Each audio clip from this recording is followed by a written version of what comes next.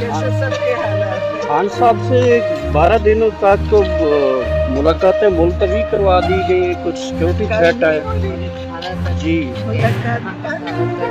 Case भी बंद कर दिया, मुलाकातें भी 12 दिनों के लिए बंद की गई हैं। अच्छा, मुझे तो पता नहीं, मैं तो अभी लाहौर से आई हूँ, मुझे पता नहीं। बस अब क्या करें, उनके यही तरीके